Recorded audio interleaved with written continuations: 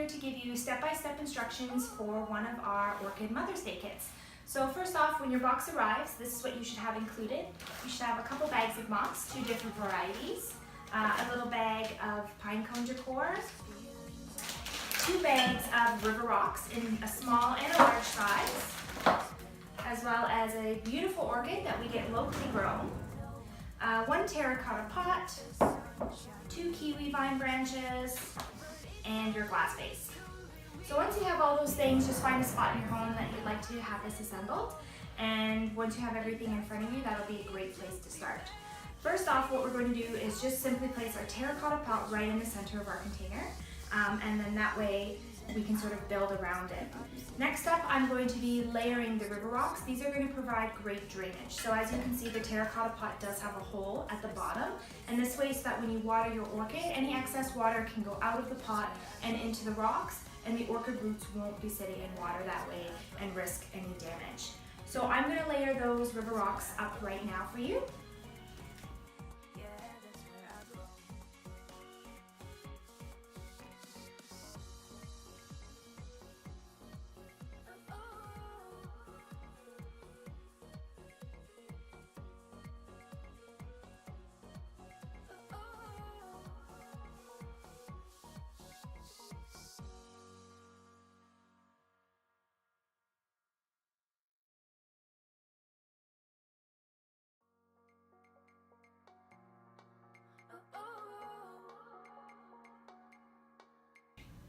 Once you have your river rocks layered, it's up to you if you want to I chose to do some large and some small sort of interchangeably throughout the vase. If you'd rather have your large layer at the bottom and your small layer on top, or vice versa, that's completely up to you. You can make it your own and have as much fun with it as you want.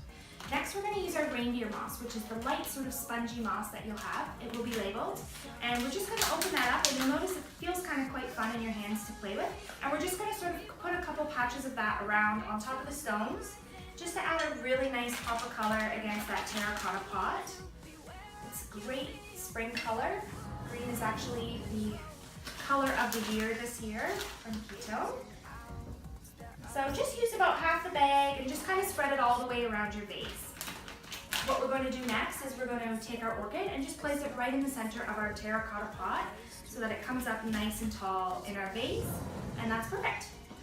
Your kiwi branches, again, you're just going to place those right inside your pot next to your orchid. Just be careful with the blooms, they are a bit delicate, so you want to just be gentle when you're sliding in your branches.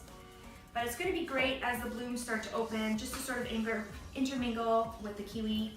And you can always trim them if you prefer sort of a shorter look, but it's nice to kind of have it come up and extend past the blooms.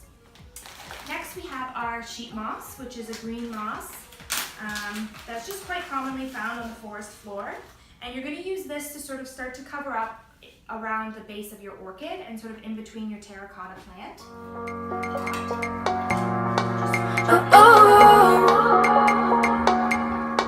It tears apart really easily.